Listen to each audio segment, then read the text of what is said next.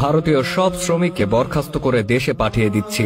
Yemeni Sheikh Ali Hasan আল জামাল লিখেছেন, আমি আমার এখানে থাকা সব অমুসলিম ভারতীয় শ্রমিকদের বরখাস্ত করেছি এবং তাদের বলেছি তারা যেন তাদের দেশে চলে যায়। পাশাপাশি তাদের সমস্ত বকেয়া অধিকার রিটার্ন টিকিটের সঙ্গে তাদের কাছে হস্তান্তর করেছি। আমি অনতিবিলম্বে ভারতে তৈরি সব পণ্যের লেনদেন ও ব্যবসা বাণিজ্য বন্ধ করে দেব।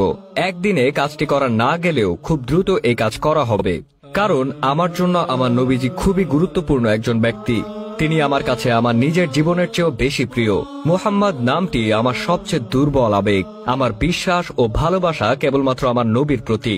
দুনিয়ার আর কোন বিষয় কি হলো তা আমাকে ভাবায় না, বরং আমাকে ভাবায় আমার নবীজির শান, আমার নবীজির মান, রাসূলুল্লাহ সাল্লাল্লাহু আলাইহি ওয়াসাল্লাম। আর এই নবীজি মুসলমানদের জন্য আবেগের জায়গা হবেন না কেন? এই নবী তো আমাদের জন্য তায়েফের ময়দানে রক্ত ঝরিয়েছেন, উহুদের ময়দানে তার দাঁত মুবারক শহীদ হয়েছিল। একবেলা খেয়ে একবেলা না খেয়ে তিনি নিজের জীবনের সকল আনন্দ উল্লাস বিসর্জন দিয়ে উম্মতের জন্য মেহনত করে গেছেন। কিভাবে এই উম্মত দুনিয়া এবং আখিরাতে সফল হবে এই চিন্তাতেই তিনি বিভোর ছিলেন। সুখের কথা এবার আরব জেগেছে।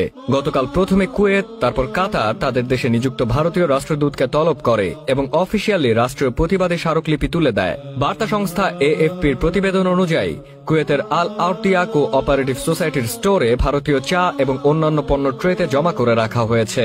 ওই দুই নেতাকে দল থেকে বহিষ্কার করা হলেও খুব কমছে না। সৌদি আরব, কাতার, ওই অঞ্চলের অন্য দেশগুলো কায়রোতে প্রভাবশালী আল আজহার ইউনিভার্সিটি মহানবী সাল্লাল্লাহু আলাইহি ওয়াসাল্লামকে নিয়ে এমন মন্তব্যের কড়া নিন্দা জানিয়েছে। গতকাল প্রথম টুইটারে ঘটনা জানতে পারি। টুইটারে প্রিয় নবী সাল্লাল্লাহু আলাইহি ওয়াসাল্লামের অবমাননার বিরুদ্ধে বিশ্বের সব বড় বড় স্কলার তীব্র প্রতিবাদ জানিয়ে নিজ নিজ দেশ থেকে ভারতীয় রাষ্ট্রদূত প্রত্যাহার এবং ইন্ডিয়ান পণ্য বয়কটের ডাক দিচ্ছেন। সময়ের অন্যতম শ্রেষ্ঠ আলেম শায়খ মোহাম্মদ হাসান আদ-দাদো, জনপ্রিয় দায়ী ও বক্তা শায়খ মাহমুদ হাসানাত সহ অনেক আলেম অনবরত লিখে যাচ্ছেন, প্রিয় নবীর মর্যাদা রক্ষার চেয়ে আমাদের জীবনে বড় কোনো ইস্যু নেই। ওমানের গ্র্যান্ড মুফতি, মিশর এবং লিবিয়ার রাষ্ট্রীয় ফতোয়া বোর্ড অফিসিয়ালি ফতোয়া জারি করেছেন। পণ্য বর্জনের মাধ্যমে নবীজি সাল্লাল্লাহু আলাইহি ওয়াসাল্লামের পাশে দাঁড়ানো এ সময় পুরো উম্মাহর উপর ফরজ।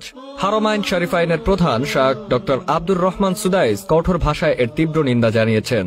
আশ্চর্যের বিষয় হলো, আরব ও আন্তর্জাতিক মিডিয়াগুলোতে এই ইস্যু তোলপাড় সৃষ্টি করলেও বঙ্গীয় মিডিয়া এ ব্যাপারে একেবারে নীরব। আল্লাহ আমাদের দেশের ইসলামী স্কলার ও দায়ীদের ক্ষমা করুন। ইসলামী দলগুলো হয়তো জানেই না, আমাদের কারো ভূমিকায় সন্তোষজনক নয়। ইতোমধ্যে আরবের বিভিন্ন সুপারমল নোটিশ দিয়ে ইন্ডিয়ান পণ্য তুলে নিয়েছে। জনগণ সামাজিক যোগাযোগ মাধ্যমে প্রতিবাদ জানিয়ে যাচ্ছে। আসুন আমরাও নিজ নিজ অবস্থান থেকে প্রিয়তম নবী সাল্লাল্লাহু আলাইহি ওয়াসাল্লামের মর্যাদা রক্ষায় পণ্য বয়কট ও রাষ্ট্রীয় প্রতিবাদের আওয়াজ তুলি।